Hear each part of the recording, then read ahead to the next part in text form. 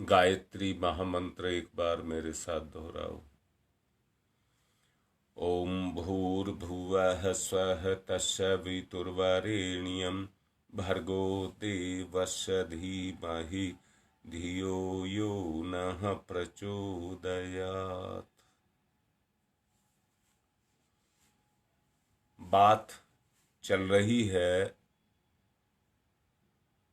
अचेतन मन की,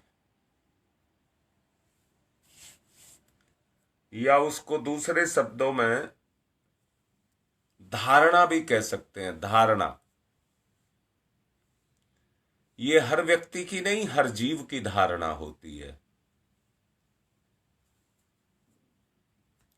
और वो धारणा जो बनती है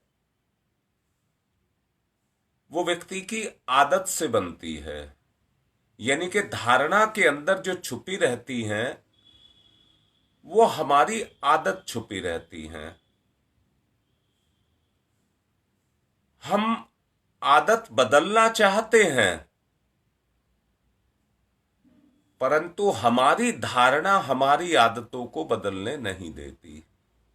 हमारी धारणा हमारी आदतों को बदलने नहीं देती, क्योंकि वो जुड़ी है हमारे अचेतन के साथ में।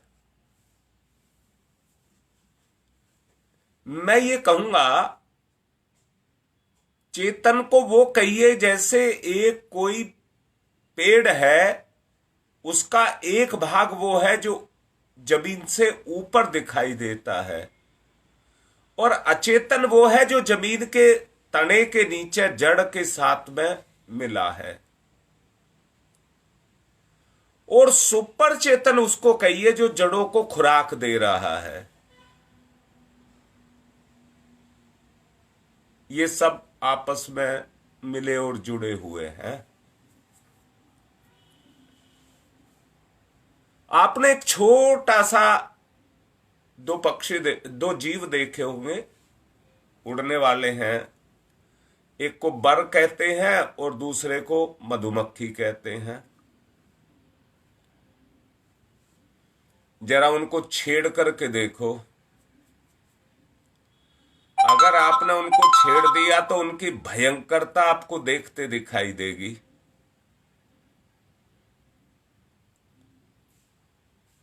मूल्य महत्व पर जब इन्हीं को कुचला और नियंत्रण में रखने का अभ्यास किया जाता है तो इस मन की भी भयंकरता देखने को मिलती है। जैसे बर आदमी के छेड़ते के साथ ही उसे खाने को दौड़ती है, ऐसे ही चेतन मन की जो भी इच्छाएं हैं, अगर आप उनको बदलना चाहते हैं तो वो बर की तरह से हमसे चिपट जाती हैं। निर्मल मन और अस्थिर बुद्धि, निर्बल मन और अस्थिर बुद्धि दोनों देखना अपने अंदर। व्यक्ति की जितनी भी योग्यता है, जब अपनी योग्यता का इस्तेमाल अपने आप को ऊंचा उठाने के लिए करता तो झपाक से वो अपना काम करती हैं और आदमी के जोश को ठंडा कर देती हैं। अगर ऐसा ना होता तो हर आदमी अपनी स्थिति को फटाफट ठीक कर लेता। हर आदमी ठीक कर लेता, परंतु कर नहीं पाता। मन तो गंदगी से भर गया और बुद्धि में निर्णय लेने की क्षमता नहीं रही, इसलिए उसको उस समय पर संभाल नहीं पाती। अपने आप को उस समय पर संभाल नहीं पाती। योगाभ्यास में जिसमें जाते हैं उसको छोड़ करके बैठ जाते हैं। स्व अनुभूति की इच्छा मन ही मन में रह जाती है और उसका लाभ नहीं पा पाते। गीता में कहा गया है, चंचलम ही मने कृष्णा प्रमाथि बलवदृढ़म् तस्याहम निरग्रह बद्धे वायुरिवः सुदृष्ट है। ये गीता में कहा गया है, जिसका मतलब है, हे भगवान, ये मन बड़ा चंचल है, मस्तिष्क को मथ डालना बहुत दृढ़ शक्तिशाली है, इसलिए इसको वश में करना बहुत आसान नहीं है। वो चेतना जो अपने मन को मथ दे, बिलो दे उसको, वही उसमें से नवनीत निकाल सकती है। मथने के लिए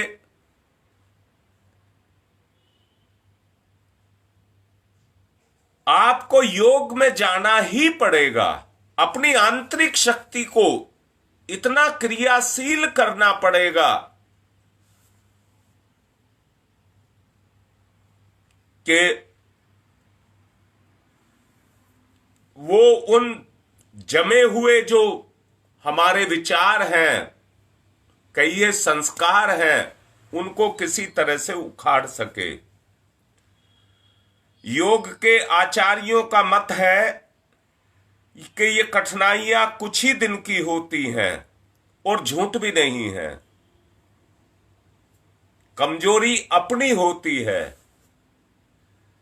जब आप उखाड़ने पर आएंगे, मैं दोबारा से कहूंगा, जब नहीं कह रहा हूं, अब आप उखाड़ने पर आए हैं तो कोई नहीं रोक सकता, ये उखड़ेंगी।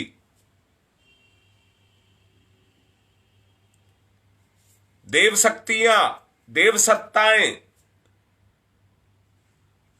उनको अपने कार्य कराने हैं, साधन के रूप में आपको तैयार करना है और आपको तैयार होना है। तो समझ लेना, इस तैयारी के आधार पर ही आप इन बुराइयों को उखाड़ सकने की क्षमताओं को अपने अंदर विकसित कर सकेंगे। यदि अभ्यास बंद नहीं किया और टाला नहीं गया, जब एक अभ्यास है, बिलोने की प्रक्रिया है, मथने की प्रक्रिया है, अगर ये मंथन चलता रहा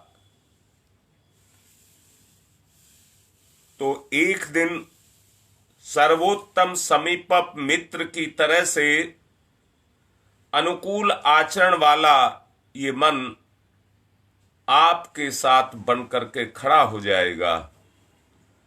भगवान श्री कृष्ण ने अर्जुन की बात स्वीकार करते हुए कहा था, निसंदेह अर्जुन, मन बड़ा चंचल है, पर निरंतर अभ्यास से इसे वश में किया जा सकता है। योग एक लंबी अवधि का अभ्यास है। जो देर तक उसमें स्थिर रह सकता है वही अंतिम सिद्धि तक पहुंच सकता है। एक बार मन पकड़ भी आ जाए तो उतने भर से काम नहीं चलता है, धीरे धीरे चलते हुए उसमें स्थिरता आती हुई चली जाती है। परम पूज्य गुरुदेव ने चित्त को बस में करने के 2 उपाय बताए हैं।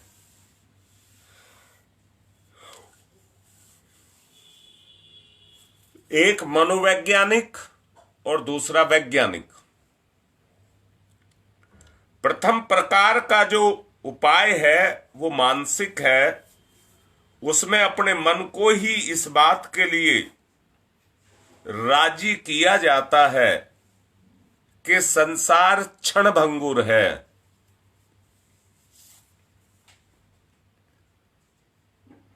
ये अनुभव करें और इस बात की जिज्ञासा जागृत करें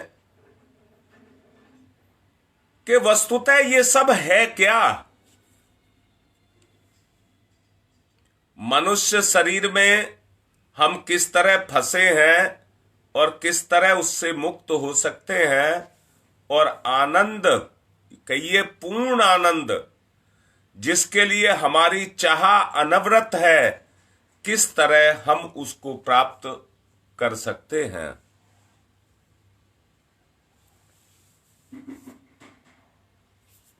निरंतर वैराग्य का अभ्यास करने से मन की जो पार्थिव वृत्ति होती है वो बदलने लग जाती हैं। निरंतर के अभ्यास से वो बदलने लग जाती हैं, और जैसे जैसे बदलती हैं आपकी सोच को ऊर्ध्वगामी बनाती हुई चली जाती हैं, आपको ऊंचा उठाने लग जाती हैं। साधना प्रतिदिन चाहे थोड़ी सी भी किया जाए, अभ्यास चाहे करने में आप थोड़ा भी समय दें, परंतु उसमें निरंतरता रहे, निरंतरता रहे, भाव हमेशा दृढ़ होता हुआ चला जाए। कोई भी अपनी सुविधा अनुसार उसको कर सकता है। और जानकारी के लिए परम पूज्य गुरुदेव ने उसके 2 अभ्यास बताए हैं, 2 अभ्यास जिनको आप कर सकते हैं। पहला, किसी समतल और एकांत स्थान में कोई कपड़ा बिछा करके सीधे चित्त लेट जाइए। दोनों पैर लेट करके सीधे कर लीजिए और मिला करके रखना। दोनों हाथ छाती के ऊपर रखना। अब शरीर को पूर्ण रूप से निचेष्ट करके, बिल्कुल शिथिल करके छोड़ देना। ऐसा आपको लगे, कैसा लगे? जैसे प्राण शरीर से निकल गया है और प्रकाश के साथ गोले की तरह से हवा में स्थिर हो गया है। या ये कहा जाए कि आप अपने शरीर से अलग हो गए हैं और अलग होकर के आप अपने शरीर को देख रहे हैं। अब एक अंग की ओर ध्यान दीजिए, जो कोई भी आपका शरीर का एक अंग है उसको आप देखिए, और अपनी आंखें अच्छी तरह अच्छी अच्छी वस्तुओं को देखने का हट करती हैं। अब आज आप क्यों नहीं देखती जो सुख, जो बढ़िया बढ़िया वाले खाने ये मांगता था, ये कैसा बेकार पड़ा हुआ है। आपको ये दिखाई दे, आप शरीर से अलग हट जाएं और फिर देखिए, ये मुंह बढ़िया बढ़िया खाने मांगता है, ये आंख बढ़िया बढ़िया दृश्य देखती है, पर मैं इसमें से निकल गया तो ये तो बेजान पड़ी हुई है। अपने आप को देखिए। ये एक अभ्यास है जो परम पूज्य गुरुदेव ने हमको दिया है। कैसे? नाक, आंख, मुंह, कंठ, छाती, हाथ, पैर, सब कुछ घृणित अंगों को बार बार देखिए। कैसे काम करवाते थे ये मेरे से ये कैसे काम कराते थे। इस मुंह के अंदर जीभ है, वो मुझे कितना ललायित करती थी। ये आंख, नाक, मुंह, हाथ, पैर, छाती, ये सब के सब मेरे से कैसे काम कराते थे। जरा वहां चिंतन करके देखना, चिंतन करके देखना। कप, थूक, मल, मूत्र, कुछ भी तो जो कुछ भी था वो सब इसी के अंदर भरा है। अब मेरे अंदर तो कुछ भी नहीं है। मैं उस सब को अलग छोड़ करके अलग हट गया हूं। यानी कि मलमूत्र से भी मेरा पीछा छूट गया, कप थूक से भी मेरा पीछा छूट गया, हारी बीमारी से भी मेरा पीछा छूट गया, सभी तरह के दुख सख सबसे मेरा पीछा छूट गया। ये पड़ा हुआ है सबको अपने साथ लेकर के, अपने आप में समेट करके, और इसने मुझको उलझा करके रखा था कि मुझे ये चाहिए, मुझे ये चाहिए, मुझे ये चाहिए। क्या अगर आप ऐसा देखेंगे, वस्तु जो कि आत्म चेतना थी वो तो अभी भी मेरे ही साथ है, पर क्या मैंने इस शरीर के लिए ही अपने आप का, इस प्रकाश शरीर को, आत्मा को नहीं भुला दिया इस शरीर के लिए? क्या अब इसी शरीर के लिए जो पाप अभी तक मैं कर रहा था, क्या वो ढर्रा उसी तरह से मुझको चलाना उचित है? यदि ऐसे ऐसे प्रश्न आपके अंदर उठने लग जाएं, आपको उठाने हैं और प्रश्न उठने लग जाएं, तो समझ लेना सांसारिक भाव आपका नष्ट हो रहा है। जो सांसारिक भाव आपका है वो नष्ट हो रहा है। मन मानने को विवश हो जाएगा कि मैं भूल गया था, मैं भूल कर रहा था, ये सच्चाई नहीं है। मनुष्य का यथार्थ जीवन शरीर नहीं आत्मा है, शरीर नहीं आत्मा है। जैसा मैंने अभी कुछ ही देर पहले कहा था, एक तने के ऊपर का भाग है और एक तने के नीचे का भाग है। दूसरा अभ्यास, किसी शांत एकांत जगह में कुछ आदि पवित्र आसन बिछा करके, या कोई भी पवित्र आसन बिछा करके, आसन समतल स्थान में होना चाहिए, ऊंचा नीचा नहीं होना चाहिए। जिससे शरीर को कष्ट होगा तो आपका ध्यान नहीं लगेगा। शरीर, सिर और गला, इनको सीधा करके अधखुले नेत्रों से नासिका के अगले भाग को देखिए, दोनों आंखों से इस भाग को देखिए। दृष्टि और मन को दूसरी ओर ना जाने देना। यदि जाता है तो बार बार अपने मूल अभ्यास की तरफ उसको याद दिलाना और एकाग्र करना।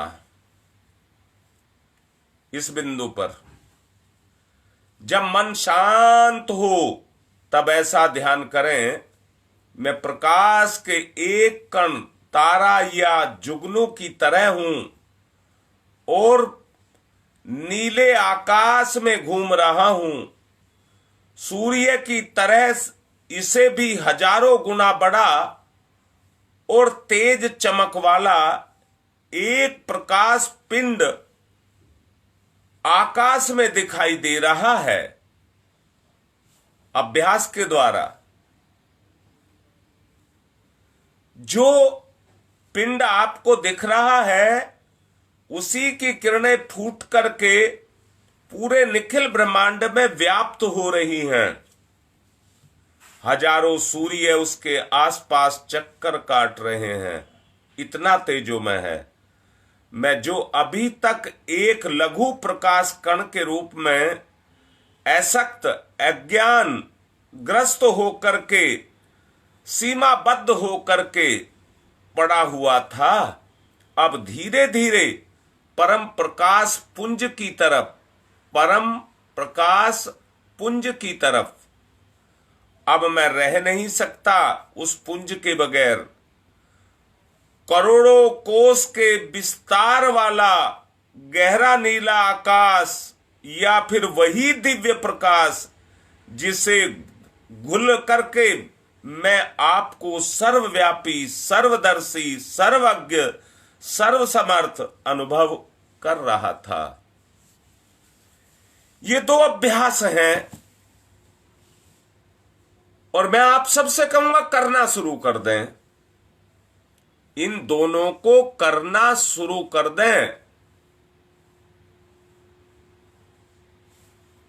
इसके साथ जुड़ने से एक वैराग्य का भाव आपके अंदर पैदा होने लग जाएगा। वैराग्य का भाव आपके अंदर पैदा होने लग जाएगा और आप अपने आप को देखेंगे कि उस दिव्य प्रकाश में घुल करके मैं एक अपने आप को सर्वव्यापी, सर्वदर्शी, सर्वज्ञ, सर्वश्रेष्ठ, सर्वसमर्थ अपने आप को अनुभव कर रहा हूं। ऐसी अवस्था आपकी विकसित होती हुई चली जाएगी। ये दोनों अभ्यास बहुत महत्वपूर्ण है। इसमें मनोनिग्रह से सहायता मिलती है, पर मन उतने को बस में आ जाए ये आवश्यक नहीं है। इतने पर मन आपके काबू में आ जाए ये आवश्यक नहीं है। आज जिस प्रकार, जिस स्थिति में किया है, रोज रोज उसको करते चले जाएं, परंतु आज जो करें उसमें कल की अवस्था को ध्यान में रखें कि मुझ में कितना परिवर्तन आया। धीरे धीरे जन्मों के जो विकसित रूप हैं, जो मनुष्य पूर्व जन्मों के पाप और व्यसनों, बाधाओं, वासनाओं के संस्कार जो मन में कई परतों के रूप में जमे हैं, वह बार बार उन्हीं वासनाओं की ओर आपको घसीट करके लेकर के जाएंगे। इसलिए हे साधको, मैं आपको प्रमाण दे रहा हूं, हे साधको, अपनी वृत्ति को अंदर से उद्दीप्त करना। इन वासनाओं, तृष्णाओं में जिनमें वो घसीट करके आपको लेकर के जा रहा है, उसमें उस प्रकाश को पैदा कर लेना। वैज्ञानिक विधियां काम में लाई जाती हैं। शरीर और मन की अंतरंग सफाई आपको करनी है। इसी के लिए तो यह अनुष्ठान किया जा रहा है, और कोई मतलब थोड़े ही है। मैं फिर से कह रहा हूं, आप जो कर रहे हैं वो व्यक्तिगत है। आप जो कर रहे हैं वो व्यक्तिगत है, इसलिए तो उसका लाभ आपको मिलेगा। पर समूहगत में बंधेंगे तो सोच करके देखो आपको कितना लाभ मिलेगा। ऐसा वातावरण बनेगा, ऐसी सोच बनेगी, सबके विचार मिलेंगे। मैं कल आपको बताऊंगा कि इस अनुष्ठान में कितने व्यक्ति भाग ले रहे हैं, क्योंकि अभी एक दो जगह का रह रहा है, वो आया नहीं है मेरे पास अभी ब्यौरा। मैं कल आपको जगह वाइज, क्षेत्र वाइज आपको निकाल करके बता दूंगा।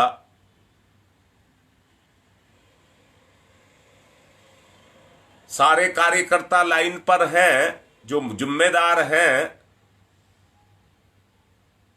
मैं नाम नहीं ले रहा हूं, जिनका भी सही आंकड़े नहीं आए हैं, ढूंढो, अभी भी और रह रहे हैं।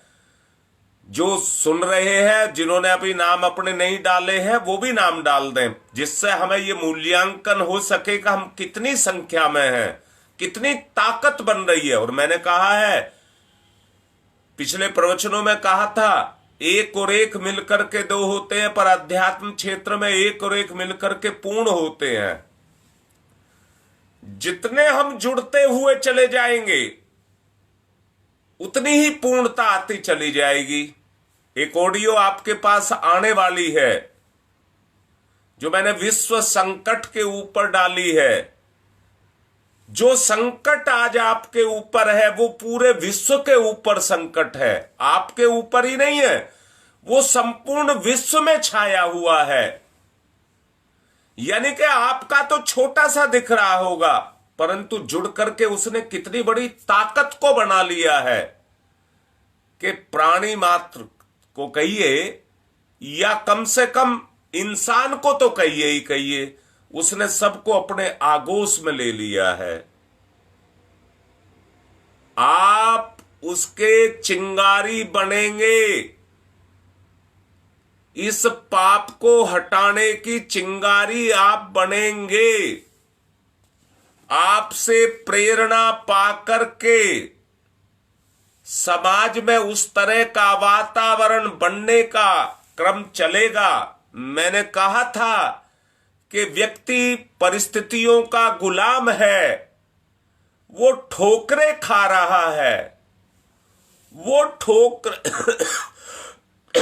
ठोकरे खा रहा है। क्या दुर्गति उसकी हो रही है, किसी से छुपा नहीं है। मैं तो ताज्जुब करता हूं कि भगवान ने इस छोटे से इंसान की कितनी क्षमताएं दी हैं, कितनी क्षमताएं दी हैं। याद रखना, जो दोनों अभ्यास बताए हैं, जब चेतना चेतना के साथ इसमें जुड़ना शुरू करेगी, आपकी चेतना शरीर से अलग हट गई, अरे कहीं तो जुड़ेगी। चेतना चैतन्य के साथ जुड़ेगी। जो मैंने कहा, एक इतना विशाल काल जो पिंड बताया, जो तेज पुंज से भरा हुआ है, ऐसा आप अनुभव करेंगे तो आपकी चेतना उस चेतना के साथ जाकर के जुड़ने लग जाएगी। न्यू अशोकनगर में महाशिवरात्रि वाले दिन ही मैंने एक प्रवचन किया था, वहां रुद्राभिषेक कराया था, और उसमें एक बात मैंने समझाई थी, आप लोगों को भी कहता हूं।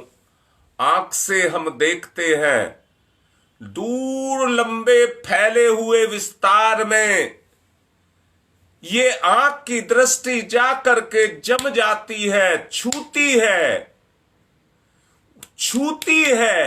जो इसके संपर्क में आता है उन सबको छूती है, पर छू करके अंदर अनुभव करती है। ये देखती है रूप को और रस लेती है रूप में, वासना बन जाता है, वासना बन जाता है। पर देखना एक और भी है, जो छू करके देखते हैं, छू करके देखते हैं, स्पर्श से देखते हैं। जब आप शरीर से अलग हट जाएंगे और उस विराट के दर्शन प्रकाश के रूप में करेंगे, तो अभ्यास के द्वारा वही प्रकाश आपका आत्म प्रकाश बन जाएगा, या कहिए आपके आत्म प्रकाश का जागरण कर देगा। आपकी चेतना में जागृति आ जाएगी, जो आपकी अंतर्चित। भाई करके देख लेना, मैंने कहा है ईश्वरीय सत्ताएं आपका साथ देंगी। अगर आपका अनुभव दृढ़ है, आपका विश्वास दृढ़ है, तो देव शक्तियां निश्चित रूप से आपका साथ देंगी। आप करके देख लेना। जो दोनों अभ्यास आपको बताए हैं, आप दोनों अभ्यासों को करके देख लेना, परिवर्तन आपको दिखने लग जाएगा। अभी तो 2 ही दिन हुए हैं, अभी तो आपके अनुष्ठान को 2 ही दिन हुए हैं।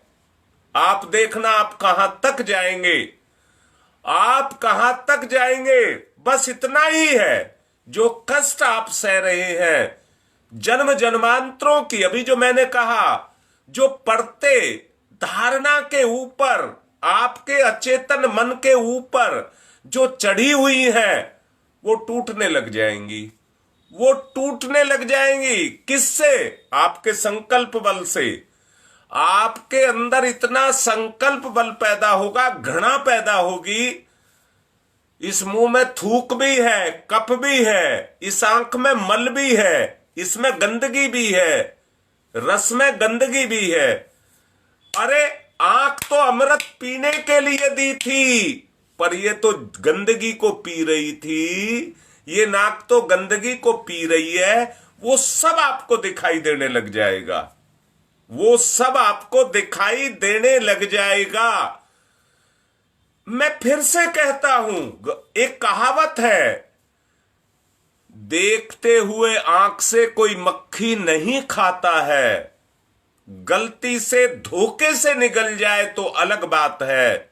ये जो आपके साथ में धोखा हो रहा है, ये धोखा मिट जाएगा। ये जो धोखा है ये मिट जाएगा, और मिट करके आपके अंदर दिव्यता का जागरण हो जाएगा, दिव्यता का जागरण हो जाएगा। इसलिए आपसे अभ्यास करने की बात कह रहा हूं। अच्छा, जो पतंजलि है उसने इस बारे में कहा है, योग के बारे में कहा है, यम, नियम, आसन, प्राणायाम, ध्यान, धारणा, प्रत्याहार, समाधि, वहां तक जाने के लिए हमें कहा है। इसको अष्टांग योग कहते हैं। हम नहीं जानते अष्टांग योग कुछ भी। हम तो अपने गुरु को जानते हैं, हम तो अपनी देव शक्तियों को जानते हैं। हमें केवल एक भूल थी कि हम अपनी आप को नहीं जानते थे। हमने अगर अपने आप को जान लिया है, आप छोड़ देना आसन, प्राणायाम, ध्यान, धारणा, प्रत्याहार, समाधि, ये सब क्या है, अपने आप आपके पास आने लग जाएंगे। इनका अभ्यास अपने आप करने लग जाएंगे। देख लेना, जो बोला जा रहा है उसको आप देख लेना, अनुभव कर लेना। ना आप कहीं गए हैं, ना मैं कहीं गया हूं। परम पूज्य गुरुदेव की सत्ता, ऋषियों की सत्ता हमारे ऊपर काम करेगी, निश्चित रूप से करेगी।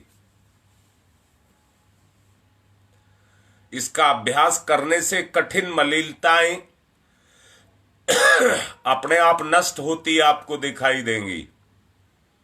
निर्मल ज्ञान प्रकाश और विवेक बुद्धि की वृद्धि होती हुई आपको दिखाई देगी। योगियों के पास दिखाई देने वाली सिद्धियां और चमत्कार जैसी दिखने वाली जो अनुभूतियां हैं, जो अष्टांग योग के द्वारा आती हैं, उत्तरोत्तर आप अपने अंदर उनको बढ़ता हुआ देखेंगे। अभ्यास बस आपको करना है। इसका कुल लाभ, सारा का सारा लाभ आपकी आत्मा को मिलेगा। और आत्मा को क्या मिलेगा? ईश्वर प्राप्ति का लाभ आपको मिलेगा। ईश्वर प्राप्ति का लाभ आपको मिलेगा। इसलिए किसी को भी चमत्कार और सिद्धियों की ओर नहीं जाना है। साफ बोल रहा हूं, नहीं तो फिर बहकावे में आ जाओगे, फिर बहकावे में आ जाओगे। उस बहकावे में नहीं आना है। बहकावे में भटका देगा, आपको भटका देगा। उस बहकावे में नहीं आना है। अपने अनुभव को जगाना है। जितना अनुभव जग जाए उतने को आत्मसात करना है। जितना भी जग जाए उसको अपने जीवन का, स्वभाव का एक अंग बनाना है, धारणा को बनाना है।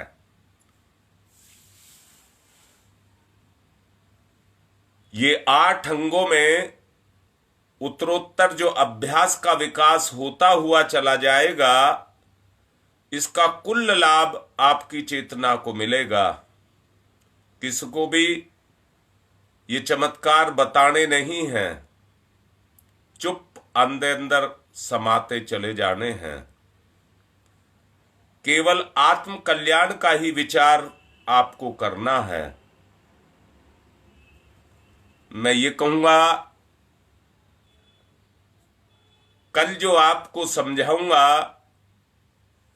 वो इन्हीं 8 अंगों के बारे में, इनकी विशेषताओं के बारे में, सरल से सरल इनको कैसे किया जा सकता है, जो परम पूज्य गुरुदेव ने हमको बताया है, उनकी प्रेरणा से ही आपको कल इसके बारे में समझाया जाएगा।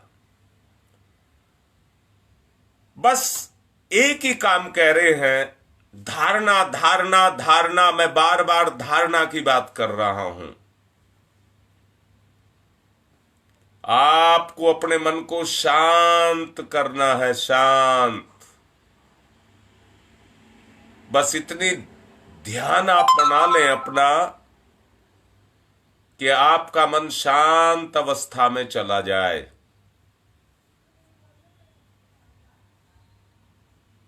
ये महसूस करें जिस तरह से प्रकाश का एक कण होता है, चिंगारी का एक कण होता है, जैसे आग में से चिटक करके चिंगारियां छटक जाती हैं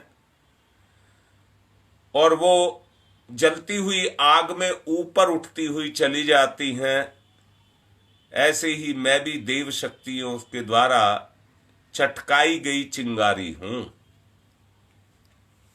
मेरे अंदर भी प्रकाश भरा है। देखते होंगे आग के ऊपर जो चिंगारियां निकलती हैं वो कुछ दूर ऊपर जाते जाते बुझ करके शांत हो जाती हैं, परंतु मैं बुझने वाली चिंगारी नहीं हूं। मैं तो सतत प्रयत्नशील, क्रियाशील और अपने आप को जागृत करने वाली चिंगारी हूं। ऐसा आप अपने आप को अनुभव करें। हजारों जन्मों से ये जीवन जिस अंधकार में पड़ा हुआ था, अब उसमें से निकल गया है और एक प्रकाश में आकर के समा गया है। ऐसा आप अनुभव करें। इतना ही विषय को रखते हैं आज का, और आप इस अभ्यास को करना शुरू कर देना। कल इससे आगे का मैं आपको जो अष्टांग योग है उसके बारे में समझाऊंगा। आज की बात को संपन्न करते हैं, और एक बार पुनः निवेदन कर रहा हूं, जिन क्षेत्रों के भी लिस्ट नहीं आई है वो आज जरूर डाल दें। ढूंढो सब के सब और कितने रह रहे हैं। मैं सबसे कह रहा हूं जो अनुष्ठान कर रहे हैं वो सब अपना नाम दें। आज की बात समाप्त। ओम शांति ही शांति ही शांति।